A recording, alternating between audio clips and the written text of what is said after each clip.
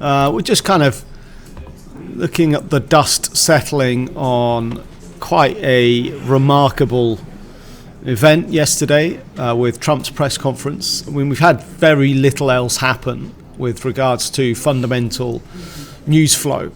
Just before we kind of get into the meat of picking through what happened at that press conference, let's just have a quick look at what's going on. I mean, I'd say at the moment equities are probably the least influenced market from what happened, and indeed actually looking at the S&P chart here, we're trading at 2263 basically, and actually this is pretty much where we were trading yesterday afternoon before the speech, and actually the press conference saw the S&P seesaw in both directions, but ultimately strong move into the close, I have to say. Last night we broke and made a new high for the session into the close last night, but as you've seen through the Asian session, it's kind of been all given back, and we're on a downward trajectory so far today, but it's just brought us back to the midpoint of pretty violent range yesterday. So we'll pick through the equity moves a little closer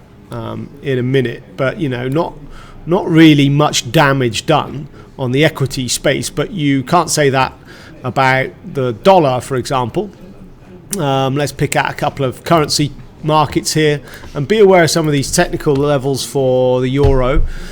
We've seen a move up through the double top of Friday and Tuesday's sessions, so up through 106.60 and just extending, but just be aware of the high we had back on the 29th of December. I mean, this is new highs for 2017, but as you can see, there's a key top there, just shy of the 107 handle on the futures. This is, of course, and that you need to be aware of that. That was a weird, when we got that high on the 29th, it was actually really officially the 30th of December's session. It was the final session of 2017. It was the opening of the Asian session at 11 p.m. and we had a weird, very large, aggressive spike in what was ultra low liquidity conditions, and so that kind of propelled the market very, very briefly up towards the 107 handle. If you just take a look at the daily, then you'll see that that's an important price. You'll see also that we had a bit of resistance mid-December on the 14th and the 13th, just around about where we're trading now.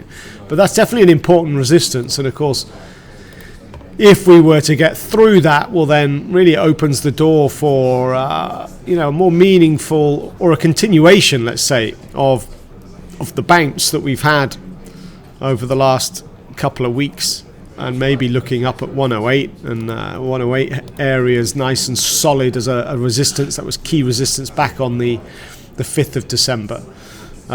But yeah, just be aware then. Obviously, dollar weakening.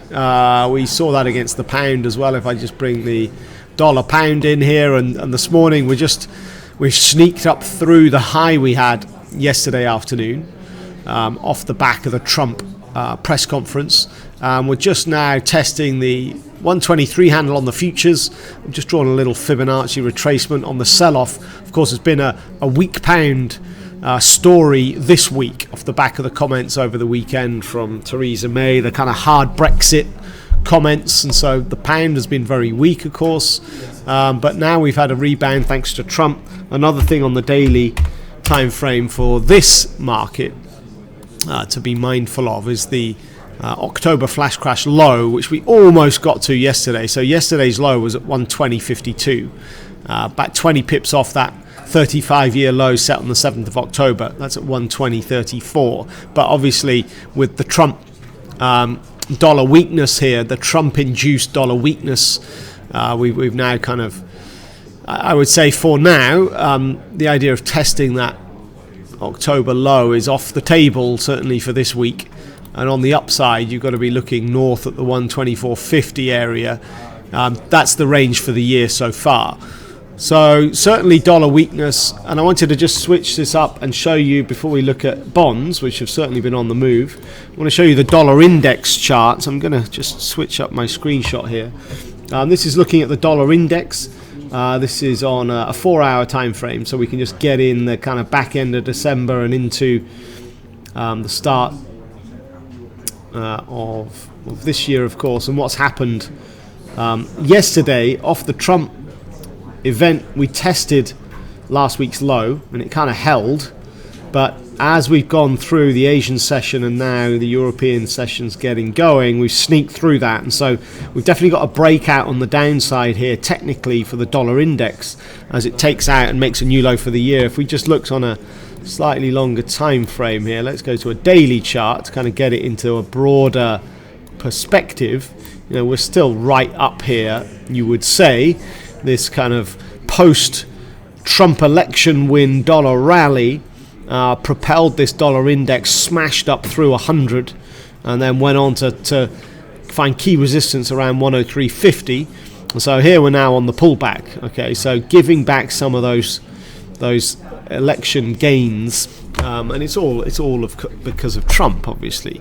Let's quickly look at bonds before we just sift through what happened in the press conference, because bonds are on the march higher in terms of prices, T-notes, and again, similarly to, let's say, the euro dollar and cable markets, we're seeing this morning a move up through the high point set after the press conference yesterday. So further extensions now of the moves seen after the press conference or during the press conference. The other real notable mover is gold.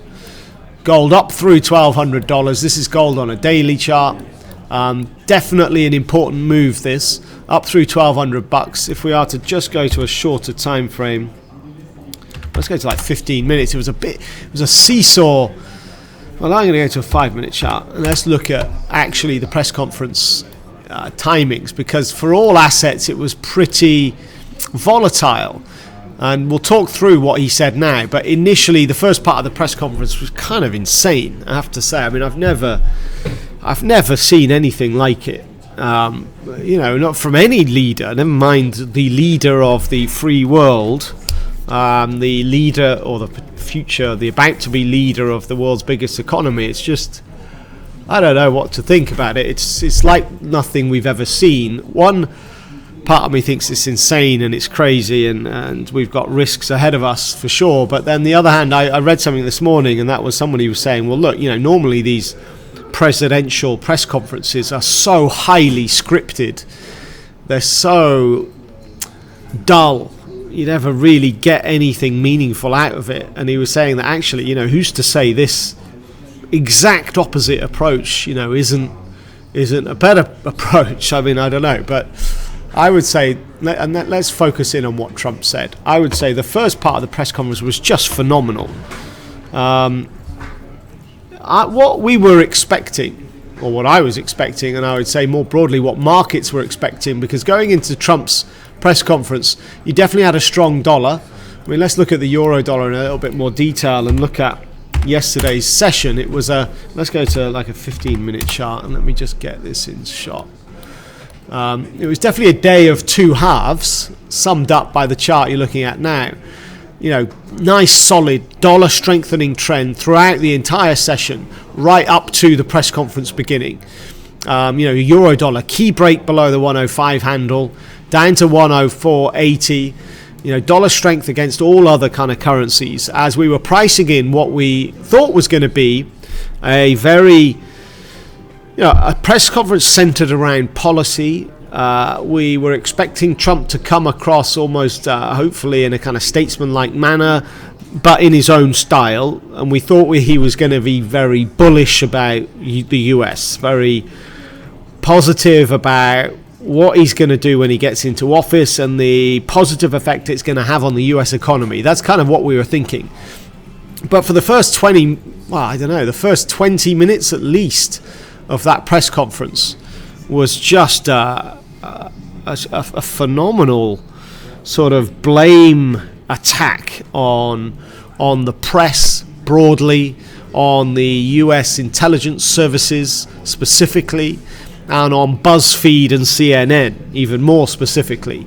So obviously his first the press conference was about countering claims that had been leaked to the press. And look, I'm going to switch the screenshot, and I'm going to go to, I hate to say this, but I'm going to go to the Mirror the Mirror, the Daily Mirror's website.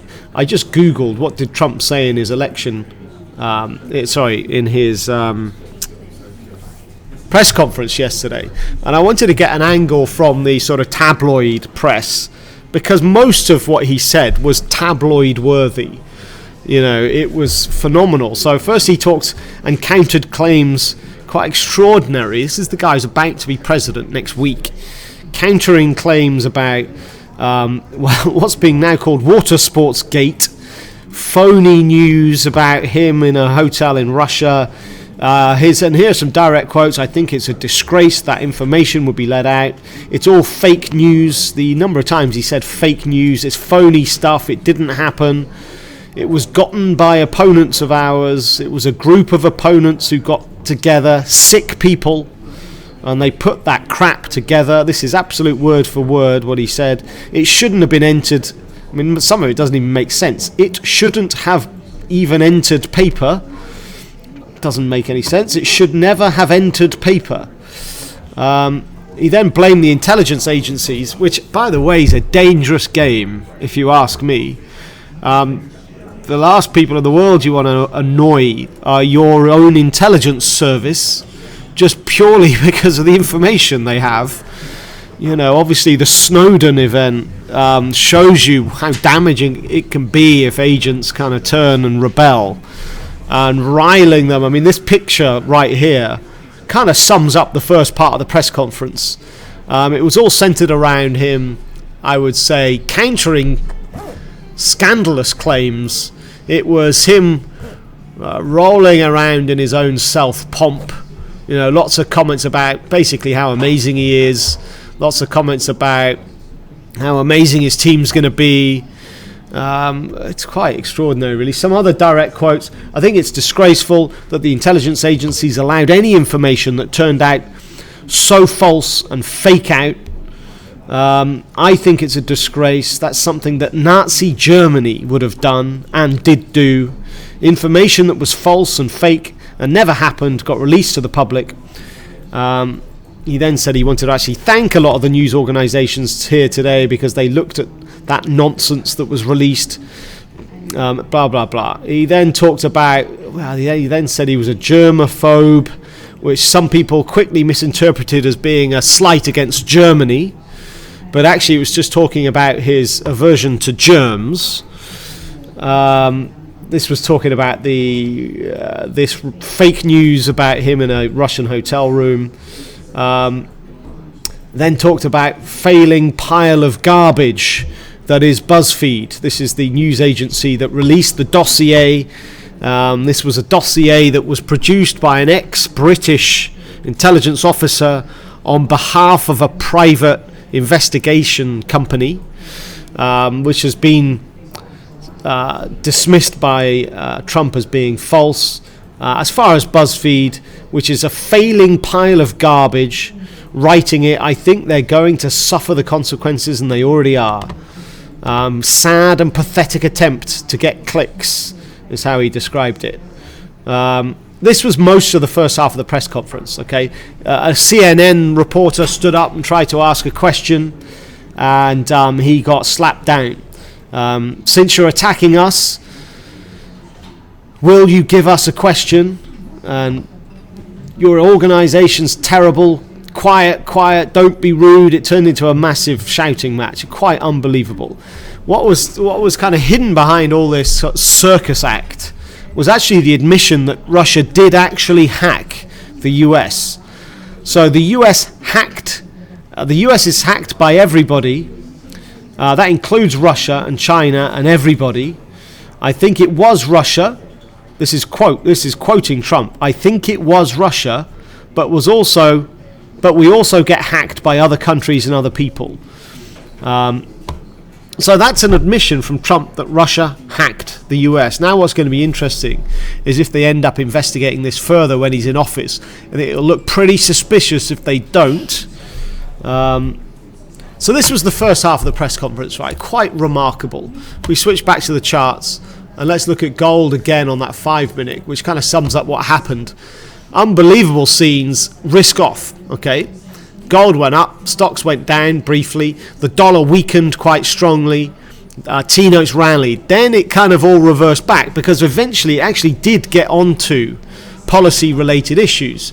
And he started talking about, again, being aggressive on slapping a border tax on companies trying to export production outside of the US. He specifically attacked pharmaceuticals.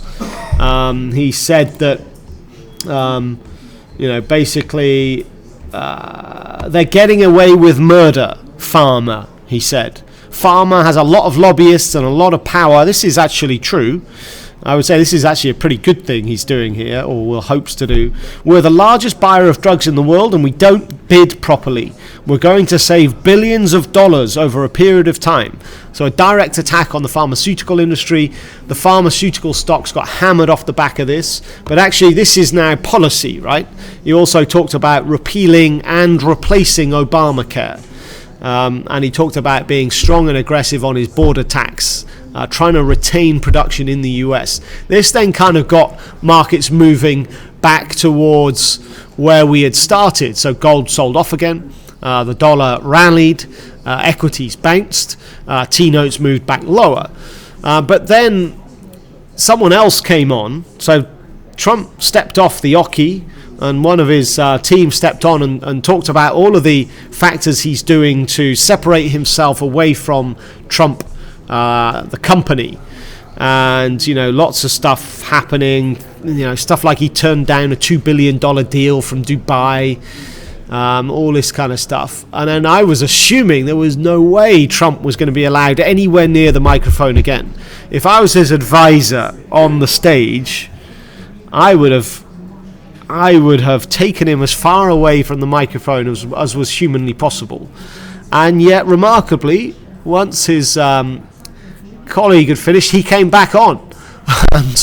And the kind of shouting match continued. And this is where then markets began their march in the risk-off manner once more. And this is really what's still happening now this morning. It's quite hard to sum it all up, other than to say it was just extraordinary scenes. I literally never seen anything like it, and I guess this is what we're in for. I mean, one thing's absolutely guaranteed: this is going to be an interesting presidency. It's going to be a very interesting year. It's going to be a very interesting few months ahead as he actually takes office. And he talked about Mexico as well and building his wall. It's not going to be a fence, it's going to be a wall, and they will pay, although he then backed off and said, well, they probably won't pay directly, but they will pay in other means, hinting at kind of, I would say, trade deals being reversed and tariffs being slapped on and all this kind of stuff. So, look, the dust has settled now. And we're going to hear from Trump again at the end of next week when he has his inauguration speech. Really, business begins for him in the White House, not on the 20th of January, which is next Friday's inauguration. It's really the Monday after. So 23rd of January, stuff's going to start happening. What's he going to get done first? He's now saying Obamacare looks to be a priority. So we'll see. I mean, for now, I'm quite surprised to see equities having weathered that storm yesterday, and they do seem intent on carrying on in the theme they were. It's been, as you can see on the S&P chart here, it's been a range bound market for the last week. So I would say keep your eye on the dollar particularly. I'll just flick back to that dollar index chart, which is still heading south, and the 100 handle is key. We're trading below 101 now, 189 for the dollar index. You can see key support back here from mid-December, which is down at 99.50. But first up is the 100 handle. I don't think we can necessarily get there today. It's probably too far for today. We've already had a decent move south. We were trading at 103 yesterday afternoon. So, this is a big move already. But maybe look for the $100 handle test today. Well, maybe not today, maybe tomorrow. Look for T-notes on the march higher above the 125 handle. Look for the euro dollar, having a little tester of that level we saw on the 30th of December. These are kind of key price points. Is the dollar going to weaken further? Is gold going to establish itself above $1,200? And if so, then you might see weakness kind of filter through on the equity space. For the S&P, firstly, it's 2259, which was key support on the 10th and yesterday morning. But then 2255 was the low of the press conference from yesterday. So they're key levels on the downside. All right. What else? Not much else. Well, hang on. Oil had a good session. This is perhaps helped with the equity markets yesterday, whilst pharmaceutical stocks got hammered. Energy stocks went north. Quite a phenomenal rally, I guess fed by some dollar weakness off the back of Trump's comments, but the rally began off the back of what was a very bearish set of inventory numbers. So I think we'd had obviously a big sell-off here going into yesterday. You know, the theme of 2017 has been coming off that $55 handle that we tested on the first day of the year. And I don't know, it was very bearish, the inventory data. We had a large increase in production, 2% jump in US production, edging back towards the 9 million barrel a day mark. And yet, after a very brief spike lower to test the low from the day before, we did nothing but rally, and rallied strongly. I mean, a couple of dollars here, taking out the high from the day before, and we're kind of just settling in around 52.50 now. So it was a gravity-defying move, perhaps a profit-taking move off the back of the recent sell-off, but helped to drive energy stocks higher, which helped to offset some of that pharmaceutical weakness that we had during Trump's comments. So oil definitely had a big session yesterday. Let's just switch this up. The other thing was Carney made some comments which were interesting-ish. He actually said he didn't actually see Brexit as the biggest risk to the UK economy now, which is, I think, is what the press are reporting, but I think the press are kind of taken that out of context somewhat.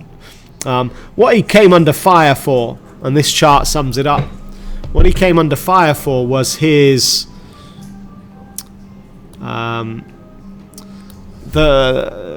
the bad job the Bank of England had done over forecasting how the economy would fare after the Brexit event. This chart's look at the blue columns here. So this is all looking at, the blue columns is 2017 forecasts. Okay, you've got red, or whatever colour that is, 2016 forecasts on the left, and on the right, orange colour, you've got 2018 forecasts, okay. So the Bank of England was saying strong economy in first part of 2016, then Brexit, and look where the blue column's gone. Big revision to the downside. 2017 is going to be a nightmare in the fallout to the Brexit vote. But look what happened. They then revised this higher in November, quite a lot higher, and they're expected to revise this higher again and really return it back to not far off where they were in the first half of 2016. They came under a lot of criticism yesterday for their inability to forecast future economic performance, likened to a weather forecaster trying to predict the weather and getting it horribly wrong. But one thing I thought was quite interesting is the odds of where interest rates will be in the UK at the end of this year. And right now, markets are pricing a 25% chance that we'll get a rate hike by the end of 2017. 25% chance of a rate hike by the end of this year. Do you know what the odds are for a rate cut this year? 0, which is quite extraordinary, I think, given the risks. 0% chance of a rate cut, 25% chance of a rate hike. I think that's a bit of a mispricing. I know there's not much room to cut, all right, that's fair, but I think markets are missing the risks that we're going to face, I'd say, when we get into the end of quarter one, start of quarter two. Article 50 triggered, negotiations begin, and I just think negotiations are inevitably going to begin badly. So we'll see on this, but that was quite an interesting stat from yesterday's events from the Bank of England. Right, let's just quickly look at the day ahead before I finish up. On the data front, industrial production out of Europe at 10. We've got some minutes from the ECB's monetary policy meeting. This is at 12:30, but actually the next policy meeting is next week, so these minutes are a little bit out of date. I don't think that's going to really move much. Jobless claims will be at 130, and that's it really in terms of important US data. We had a phenomenal print on jobless claims last week at 235,000, but that was a holiday influenced print, so we'll see. We're expecting it to jump back to 255 today. There's a lot of speakers today. That's really perhaps the one thing to note. A lot of Fed speakers, that is Harker, Evans, Bullard, Kaplan, and even Yellen, who's much later on. Just very quickly, this is what Bank of America think. Harker, they've said that in recent comments, Harker shifted more hawkish, and he doesn't want the Fed to get behind the curve, was his quote from last time. So we therefore expect him to be a 3 hikes in 2017 person, and to prefer near-term hikes to hikes later in the year. So Harker is hawkish, okay? Or at least that's what his recent comments have been like. We've then got Evans and Lockhart. Lockhart surprisingly announced he's going to retire in October. But Evans has been relatively dovish, whilst Lockhart has been relatively hawkish in recent comments. So expect similar themes. We've got Bullard later. In September, he said he thought 1 rate hike would be appropriate. Following the December hike, he is now calling for only one more. So actually Bullard's a little bit on the dovish side. Yellen's talking later, but it's unlikely she's going to be commenting on monetary policy. So quite a busy calendar on the Fed speak front, but that's it really, not too much else on the data side. So just finishing off on the charts, it's just really about further digestion of that remarkable press conference from Trump yesterday. Are we to see further extensions? Are we to see more dollar weakness, more T-note upside, more gold upside? If so, equities have really got to feel the pressure on that, and equities have got to turn south. As yet, they haven't. Or have these moves, are these enough now? Are we going to see gold trace back to 1,200? Is Eurodollar going to slide back down towards the 106 handle? Our T-note's going to move back below below 125. It's really just about Trump still today, and a continued fallout from his press conference. Okay, that's it. Enjoy the session, guys. Thanks very much.